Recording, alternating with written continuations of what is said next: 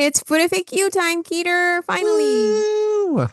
Oh my gosh, I'm so excited. We took a little break. Well, you took a little break last week. I did. And I was like, okay, sure.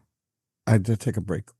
A break from me, but not from life, baby. That's right. All my breaks are from you. Son of a bitch.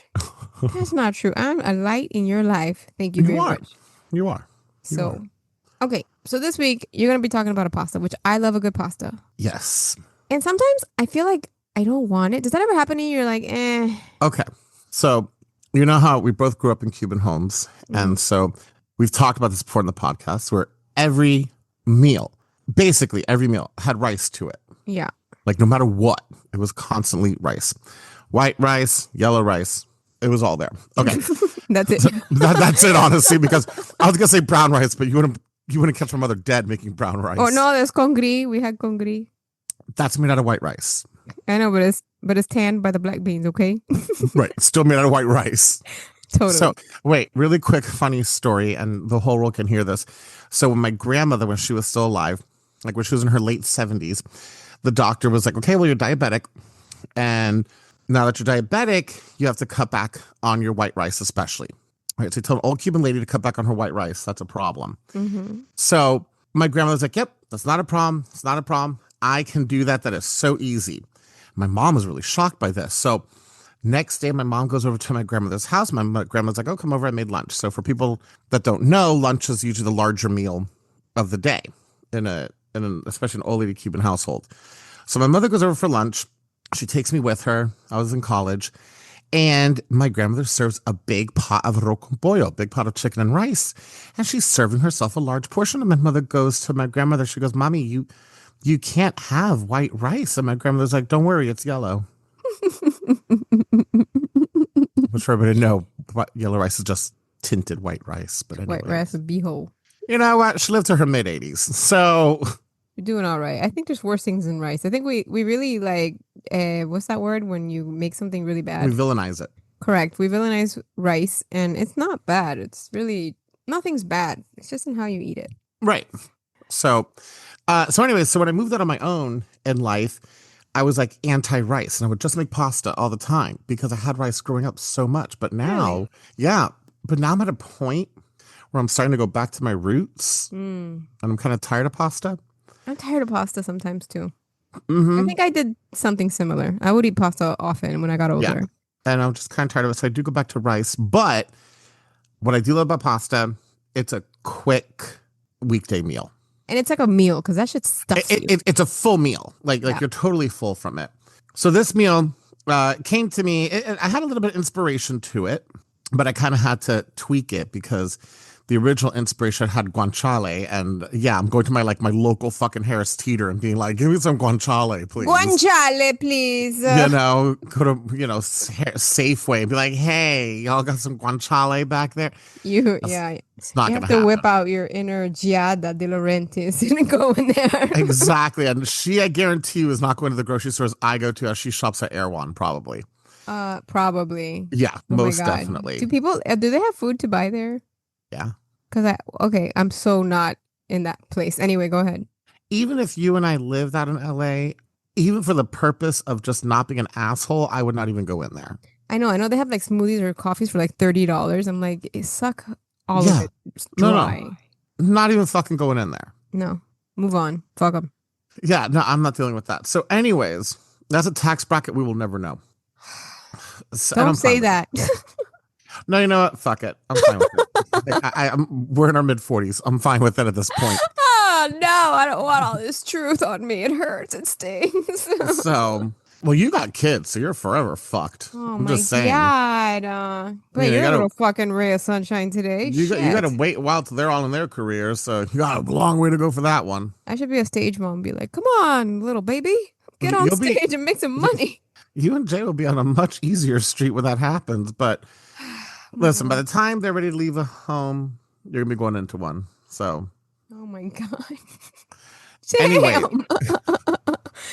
I'm especially tender and you're very spicy right now. And I don't know if my heart can take this conversation right now.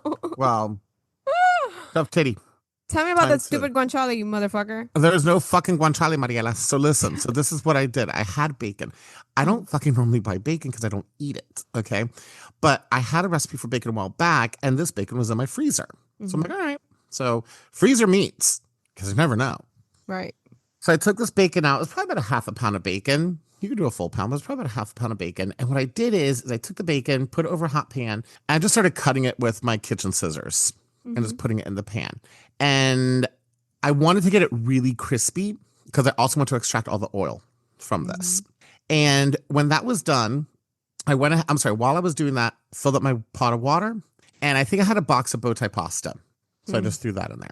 And then made my bacon all crispy, took the bacon out, put it on a paper towel on a plate, and you're left with all this amazing bacon fat. It was a lot of bacon fat. So I had to Mhm. drain a bit of it until I had about 2 tablespoons of bacon fat.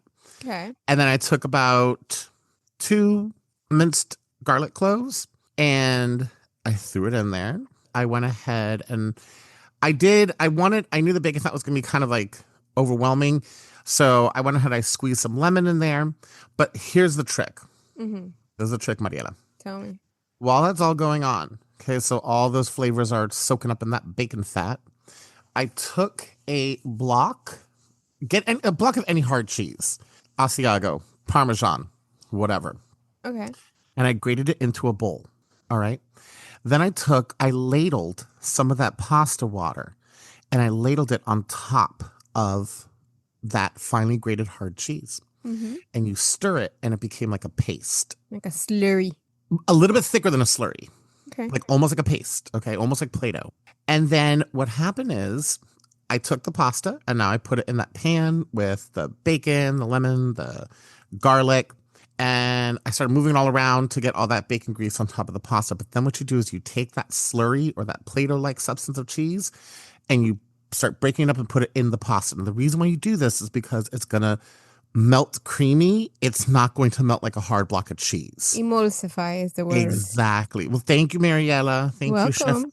Chef Ramsay Mariella. Yes, chef. You gotta say yes, chef. So never to you. So, anyways, you put it in there, and all of a sudden the cheese starts melting. I referred to this too as like an adult mac and cheese. Mhm. And the cheese started melting, and when it's all melted, you put 2 ladles of that beautiful starchy pasta water in there, and you get a sauce going, and then you throw the bacon in, and that's it. Guanciale sounds fucking delicious. There's nothing Mariela, wrong it with is so this. good. It was so good, and I'm telling you, it took all but maybe 20 minutes to do. Which is the best part of it. Mm-hmm. And it tastes so like I would like a lot of pepper in this, I want to say. Oh God, yeah. Put a fuck ton of pepper in there. Put a bunch of garlic powder, onion powder, like season the hell out of it, because you don't just want to taste like bacon fat and lemon. Yeah, you're right. Mm-hmm. This sounds great and it's super simple. And how many ingredients we're talking here? Maybe four, Maybe five. 4 ingredients, and then whatever seasonings you want to put in there. So this is a go-to. And I think also bow tie pasta is an unsung hero in many of these types of pastas that are not like red sauce or creamy sauce based. It does exceptionally well with a kind of an olive oily or like an Mm-hmm. oil-based sauce with cheese because I find that even my kids will eat it more readily if it's bow tie pasta. I don't know. There's something about the way it catches the sauce that it makes it more delicious, like more delicious. It is an unsung hero of pastas. I really do think so. It doesn't get enough credit because I make, which I've talked about here before, I make a sausage pea bow tie pasta that my kids fucking love. It's like a favorite in my home. I think it's the most favorite meal that I make here. It's a Giada De Laurentiis recipe, Mm-hmm. and it's the bow tie pasta. And I've tried making it with like cavatavi or capatavi. How do you say it? I don't know. The I get corkscrew it. pasta. And it's like the same shit, but they're like, it's not the same, mom. And it's that pasta. That pasta is queen. Has a good mouthfeel to it. That's what they say about you, Big Daddy. They do. They really, really do. It's probably in a bathroom somewhere at a gay bar in DC. They probably do. That was also your name in high school. Good mouthfeel. I had a lot of names in high school too. You You never told me did. these names. My husband made one of those jokes at me the other day. I don't know what the fuck I said. He was like, "That was your name in high school." I'm like, "You've been listening to the show." That son of a bitch. Anyway, well, thank you, Keter, for this beautiful little recipe with bacon, which I think bacon, again, yes, freeze it because I always buy a pound of bacon and I don't use it all and I freeze it. I always buy a pound. I never use a pound. Because I usually see I don't buy bacon is not in my rotation. Right. I only purchase bacon when it's a part of a recipe. Yeah. but it's not in my rotation. So I've learned just freeze it. Just take whatever half is left you got, put it in a plastic bag, and just freeze it. And sometimes I'll separate the strips and I'll roll them Yeah, into like little strippy, like fruit by the foot, and then I'll put them in Ziplocs, and that way I can grab one if I want. yep, Sometimes you just need one. All right, well, thank you, Peter. That was a you got delicious it. recipe. And don't forget to leave us a 5-star review on your favorite podcast player. Share us with a friend because we have good mouth feel. And don't forget to tune in next week. We love you guys. Bye bye.